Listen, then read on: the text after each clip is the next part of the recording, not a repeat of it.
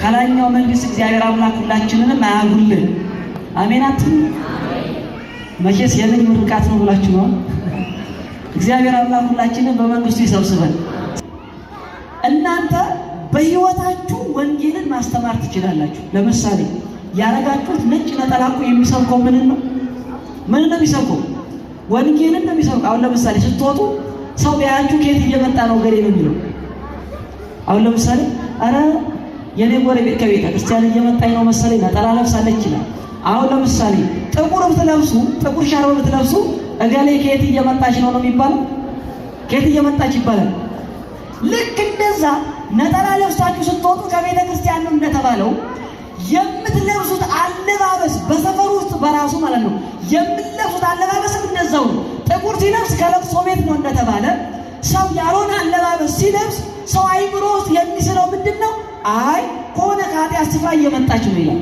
በዚህ ሰዓትሳ እኛም እንነቀፍበታለን፣ እግዚአብሔር አምላክም ይነቀፍበታል። ልብ በሉ።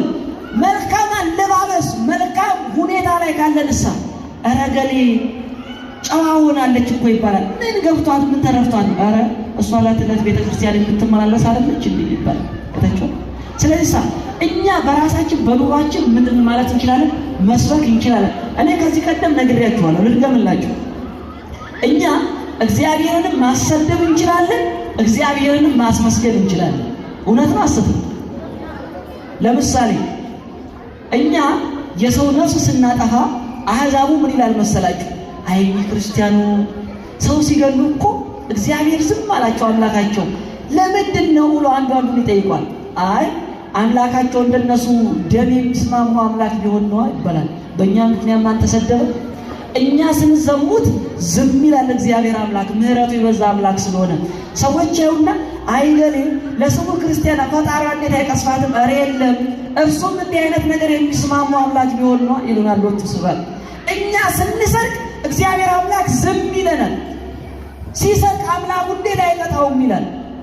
አይ ስርቆት የሚስማማው አምላክ ቢሆን ነው ይባላል። በእኛ ምክንያት ማን ይሰደባል? በእንቲአክሙ ይጸርፉ አሕዛብ ላዕለ ስመ እግዚአብሔር ብሎ የተናገረው ቅዱስ ዳዊት ለዚህ ነው። በእናንተ ምክንያት አሕዛብ እግዚአብሔር ይሰድቡታል። በእኛ ምክንያት እግዚአብሔር ይመሰገናል፣ በእኛ ምክንያት እግዚአብሔር አምላክ ይነቀፋል። ስለዚህ ሁላችንም በእኛ ምክንያት እግዚአብሔር እንዲመሰገን እኛም ከእርሱ ዋጋ እንድናገኝ እግዚአብሔር ሁላችንንም ይርዳን።